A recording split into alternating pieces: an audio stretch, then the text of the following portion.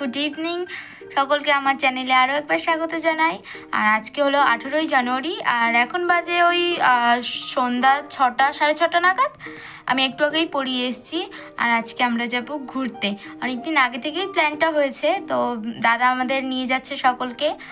আর আমাদের গাড়ি ছাড়বে রাত্রেবেলা, ধরো ওই 10:30 নাগাদ। আমাদের রেডি হয়ে মোটামুটি 9:30টার মধ্যে গেলেই হবে। আর আমি এখন খাওয়া দাওয়া করবো, রেডি হব, আর আমার ব্যাগ গোছানো পুরোটাই কমপ্লিট। আর এখন আমি একটু পিকুদের বাড়ি যাব, কারণ ওদের বাড়ি একটু টাকা আনতে যাব। তো চলো দেখে আসি ওরা কি কি করছে। সোমবার পড়াবা দিদি, সোমবারে কি পড়াবা?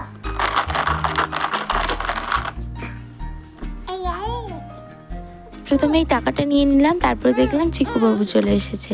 আর চিকু বাবু এসে দেখো খেলা করছে, সামনে ক্যামেরা অন হলেও যে কি খুশি হয় বলার মতো না। পিছন থেকে বাবু হয়ে দুজন বসে পড়েছে। এমনিতে জানি না সন্ধ্যাবেলা পড়তে বসে কিনা, আমি আসবো শুনে আরো বসেছে। চলো এবার রেডি হবো আস্তে আস্তে। আর এদিকে দেখো আমি বেশি কিছু নিইনি, কারণ রাত্রিবেলা যাবো। জিন্স, সোয়েটার, আর এদিকে এই টপটা পরবো। আর আমার ব্যাগ গোছানো পুরো কমপ্লিট। এর মধ্যে একটু স্ন্যাক্স আর কিছু কিছু জিনিস নিয়েছি যেগুলো খুব দরকার, মানে হঠাৎ করে বের করা যাবে না। আর আমি এই ব্যাগটা শুধুমাত্র ট্রাভেলের জন্য কিনেছি। কেমন হয়েছে অবশ্যই জানিও। আর সবাই যখন নতুন জামা পরছি, ব্যাগও নতুন, তো আমার ফোনের কাভারটাও তো নতুন হওয়া দরকার। তো ফোনের কাভারটা চেঞ্জ করব আর এটা লাগাবো। Just joking. আর 100 টাকা আছে, আর কিছু নেই। ভাত খেয়ে নিয়েছি, আর এদিকে দেখো আমি ড্রেস আপ করে নিয়েছি, পরেও নিয়েছি। আর এখন তো মেকআপ তেমন করবো না, জাস্ট একটু লিপস্টিক নিয়েছি, কারণ একটু লিপস্টিক তো নিতেই হবে। যাই হোক, আর চুলটা বাঁধবো এরপরে। আর দাদা খাচ্ছে, এখনও রেডি হবেও, তারপর আমরা বেরিয়ে পড়বো। আর এখান থেকে অনেকেই যাবে, কৃষ্ণ যাবে, তারপর চয়নদা যাবে, সরকাকা যাবে। তো আমরা এই কজনই মোটামুটি এখান থেকে যাবো। আর মোটামুটি 50 কি 55 জন হবে। 60 সিটের বাস আসবে। আর ওদিক থেকে কিন্তু অনেকেই তারা দিচ্ছে। আর এখন দাঁড়াও 1 সেকেন্ড, আমি বলছি কটা বাজে। 7টা বাজে, 7:34 বাজে। তো 8টার মধ্যে মোটামুটি কমপ্লিট হয়ে যাবে। আর ব্যাগ তো গোছানোই আছে। চলো ফটাফট রেডি হয়ে এবার ধীরে ধীরে। ফুল রেডি হয়ে গেছি, আর ঠাকুরকেও নমো করে নিয়েছি। আর এই দেখো আমার ব্যাগ সমস্তটাই নিয়ে নেওয়া হয়ে গেছে। বাইরে বেশ ঠান্ডা, ভাগ্যিস মানে মোজাটা পরেছি। ভাবছিলাম প্রথমে মোজা পরবো না, দাদা দেখি না ঠিক আছে মোজা পরি। আর দাদা ওদিকে রেডি হয়ে গেছে। এখন বাজে 8:06, মানে অনেকটা তাড়াতাড়ি যাচ্ছি। আর ওদিকে কাজও আছে, ওর জন্য একটু তাড়াতাড়ি বেরোচ্ছি। আর বাজারে গিয়ে একটু কেনাকাটা করবো।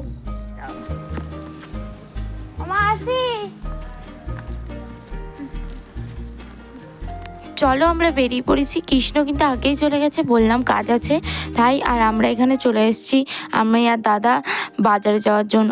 যাওয়ার সময় একটা বিশাল বড় কাণ্ড ঘটে গেছে।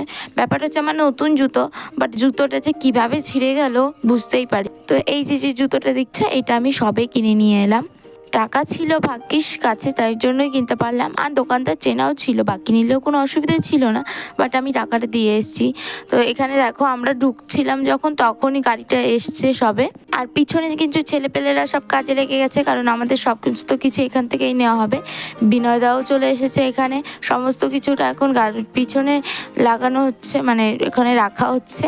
আর আমাদের কিন্তু টুকটুক করে সবাই মোটামুটি চলেও আসছে।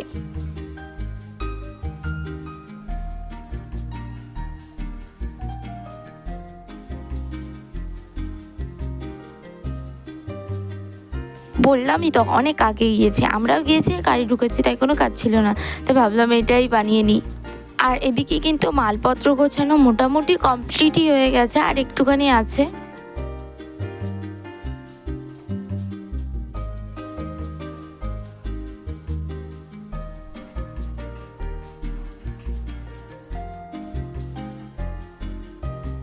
এই নিয়ে মানে আমি 5 থেকে 7 বার ওদের কল করেছি, তারপর ওরা এলো। আর এখানে ফটো তুলতে গিয়ে আবারও ভিডিও করা চালু করে দিয়েছি। অবশেষে সমস্তটা গোছানো হয়ে গেছে, আর মোটামুটি সবাই চলেও এসেছে। এবার দাদা সবাইকে সিট অ্যারেঞ্জ করে দিচ্ছে। আগে থেকেই সমস্তটা ঠিক করা ছিল, কে কোথায় বসবে না বসবে। চলো বাবিনা বৌদিটাও চলে এসেছে এখানে, আর সবাই মোটামুটি বসেও গেছে। দেখো প্রথম দিকে মনে হচ্ছিল যে হয়তো সেরকম লোকজন হবে না, বাট সিট ভরবে না, কিন্তু শেষ মুহূর্তে ঠিক হয়েই গেছে। দাদার সঙ্গে তো আমার এই ফার্স্ট বার ট্যুরে যাওয়া, এর আগে একবারও হয়নি ট্যুরে যাওয়া, বাট পিকনিক করেছি আমি। চলো সবাই চলেও এসেছে আর এদিকে সবাইকে গোনাও হয়ে গেছে, নাম প্রেজেন্ট হয়ে গেছে, এটা তো সব থেকে দরকারি তাই না বলো। 10টা নাগাদ দাদা সব কিছু চেক করার পরে আমাদের গাড়ি ছেড়ে দিল। এখানে কিন্তু কোনো গার্জেন অ্যালাউ ছিল না, দাদাই গার্জেন আর দাদাই আমাদের সব কিছু এখানে বলতে পারো। চলো এবার ট্যুরের সম্বন্ধে বলা যাক। আমরা যাচ্ছি ম্যাসেঞ্জার তারাপীঠ 2 রাত আর 1 দিনের ট্যুর আমাদের। মোটামুটি ম্যাসেঞ্জারে দিনের বেলা থাকবো, ওখান থেকে তারাপীঠ চলে যাব তারপরে। আর এখানে কিন্তু কোনোদিনও কোনো গার্জেন অ্যালাউ ছিল না, আর এবারও সেরকম কোনো গার্জেন অ্যালাউ নেই। আর আমার গার্জেন তো লাগেই না, দাদা তো এমনিতেই এখানে পড়তো, তো ও যাচ্ছে। আর দাদার এটা কিন্তু সেকেন্ড টাইম যাওয়া, আগেরবার ওরা দীঘা গিয়েছিল, সেবার তো আমি ছিলাম না। আর দেখো এখানে সিনিয়র দিদিরাও ছিল, সবাই সিনিয়র অনেকেই এসেছে মোটামুটি। আর দাদা এখানে কিন্তু অ্যালাউ করে সিনিয়রদের, কারণ দাদার কাছে যারা পড়তো মোটামুটি তারা গেলেই হবে। দেখতে দেখতে আমরা কিন্তু বেথুয়াডাউরি টোল ট্যাক্সও পার করে নিলাম। এবার শুরু আমাদের নাচা গানা।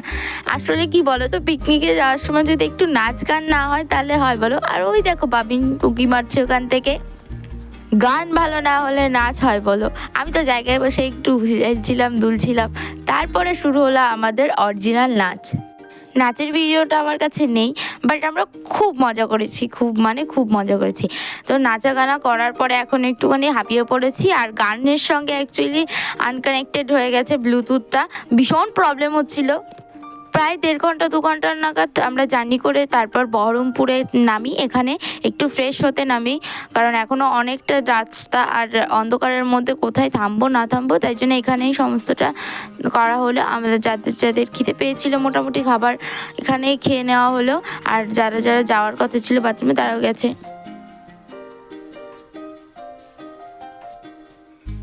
মোটামুটি সবাই এখন উঠেই পড়েছে, চলেও এসেছে।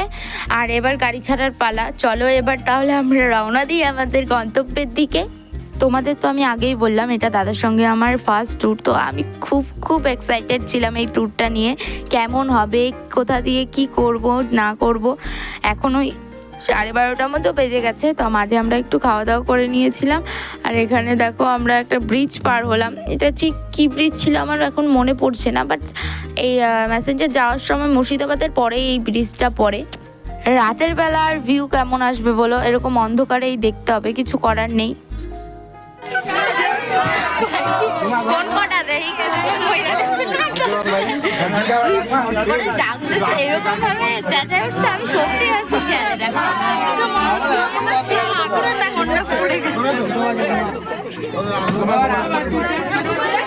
তোমরা বিশ্বাস করবে আমরা মাঝে ঘুমিয়েই পড়েছিলাম 8 ঘন্টা নাগাদ, 1:30 মতো বাজে। আর হঠাৎ করে ওরা চিৎকার করে উঠেছে, এমন ভয় পেয়েছি আমরা সব। দেখো সবাই তাকিয়ে পড়েছে, এমন অবস্থা। পিকনিকে গেলে এইটুকু মজা না হলে হয় না, বাট এমনভাবে করেছে সত্যি। দেখো নাচা গানা, পিছনে কিন্তু ওরা ফুল এনজয় করছিল, বাট আমাদের একটু ঘুম পেয়ে গেছিলো।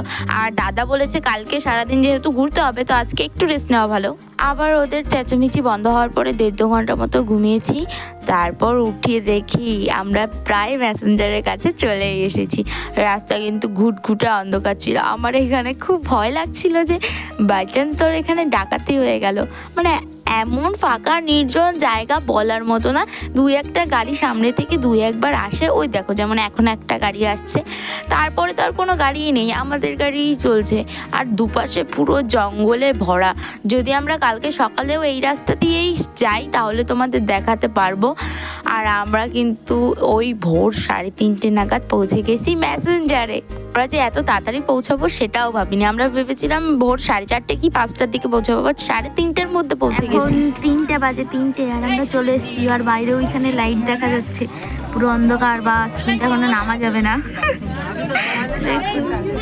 দেখা যাচ্ছে না, দেখা যাচ্ছে না।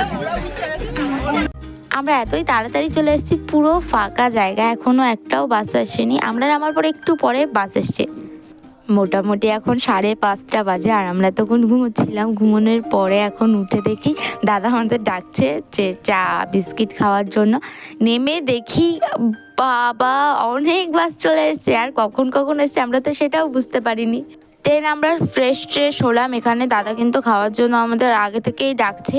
চা বিস্কিটের প্রথমেই সকালবেলা আয়োজন ছিল, তো সকালবেলা আগে একটু চা বিস্কিট খেয়ে নিলাম। দেখো সবাই মিলে আমরা চা বিস্কিট নিয়ে নিয়েছি। আর ওয়েদারটা কিন্তু বেশ ভালো ছিল, বাট একটাই আমার এখানে ভালো লাগেনি, সেটা হলো চারিদিকে ভীষণ নোংরা, মানে পরিষ্কার করার মতো হয়তো লোকজন নেই, নদীটাকেও এত নোংরা বানিয়ে রেখে দিয়েছে।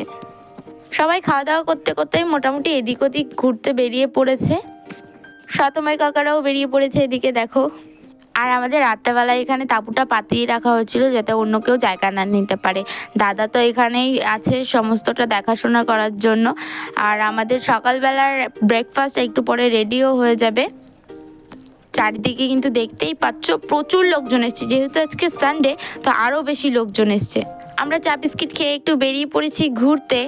কিছুই না, দাদা আমাদের বলেছে আমাদের ঘুরতে নিয়ে যাবে, বাট আমরা সামনে একটুখানি যাচ্ছিলাম নদীটা দেখতে। ফাইনালি আমরা এখানে চলে এসেছি। দাদা আগের থেকেই বলছিল খুব সুন্দর জায়গা, আর এসছে মানে বুঝতে পারছি যে সত্যি অপূর্ব জায়গা। কিন্তু ওই যে একটাই জিনিস, প্রচুর নোংরা করেছে চারিদিকটা, প্রচুর নোংরা, এত বাজে গন্ধ। আর এখানে কিন্তু ফটোগ্রাফাররা সমস্ত জায়গায় ঘুরছিল, তুমি চাইলে এখানে ফটো তুলতে পারো, 30 টাকা করে পিস নেয়, বাট আমি তুলিনি। আমার না বরাবরই ক্যামেরার সামনে দাঁড়িয়ে পোজ দিতে খুব খারাপ লাগে, মানে কেমন একটা অকওয়ার্ড ফিল হয়, তাই জন্য আমি তুলিনি। বাট ওরা দুবোন খুব চাইছিল যে তুলতে, আমি বলেছিলাম তোরা তোল দুজন মিলে। আমি প্রথম দিকে এই টাইগারটাকে দেখলে কিন্তু সবাই ভাববে, পিছন থেকে দেখে তাহলে হয় কোনো একটা কুকুর, নাহলে সত্যি টাইগার ভাববে। আর এদিকে ছেলেপেলেরা সব তুলে নিচ্ছিল। আর এখানে কি ব্যবসা আমি জানি না, তুমি নদী পার হতে যাও, তুমি পাহাড়ে ওঠো, একটু জায়গা বানালে সেখানে 5 টাকা। অনেকেই কিন্তু টাকা দিয়ে ওপাশে চলেও যাচ্ছিল, বাট আমরা যাইনি। এখানে একটা পাথর ছিল যেখানে বসে কিন্তু দারুণ ছবি আসছে, ওইখানেই আমরা এখন বসবো। আর লক্ষ্মীদেররাও কিন্তু বেরিয়ে পড়েছে। জায়গাটা যতই দেখছি ততই মনে হচ্ছে এখানেই বসে থাকি, দেখি, বাট এখানে বসে থাকা যাবে না, পিছনে এত বাজে গন্ধ বলার মতো না। এই যে এই জায়গাটা দেখছো, এই জায়গাটা না ওই পিছনের বাথরুম থেকে সব নোংরা জল ফেলে, আর এখানে এত বাজে গন্ধ হয়ে গেছে বলার মতো না। যে দূরে বাঁধ দেখা যায়, আর বাঁধের ওইখানে কিন্তু লোকও দেখা যাচ্ছে, কিন্তু প্রচুর ছোট লোক। আর এই দেখো জল, আর এখানে কিন্তু এই যে এই জায়গাটা কিন্তু প্রচুর নোংরা জল।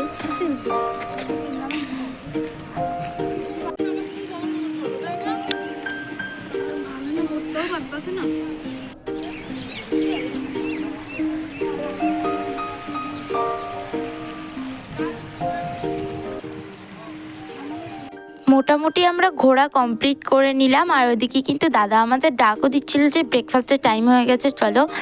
আর আমরাও চলে এসেছি, সবাই চলে এসেছে এখানে। আর এখানে তো তেমন বসার জায়গা ছিল না, আর যেহেতু ব্রেকফাস্ট তাই হাতে খেলেও কোনো অসুবিধা নেই। গরম লুচি পাচ্ছিল একদিকে, আর আমাদের একদিকে দিচ্ছিল। এদিকে দেখো সরো কাকা আছে পরিবেশনের দায়িত্বে, আর দাদা আছে। আর এইদিকে কিন্তু রাঁধুনিরাও রাত্রে বসে পড়েছে, মানে একজন বেলছে আর একজন ভাজছে, আর গরম লুচি পুরো দেওয়া হচ্ছে প্লেটে। যাচাই লুচি ছিল, তোমরা যত খেতে পারো ততই খাবে, আলুর চচ্চড়ি আর লুচি। সকালের ব্রেকফাস্টে এটাই যথেষ্ট আমার মনে হয়।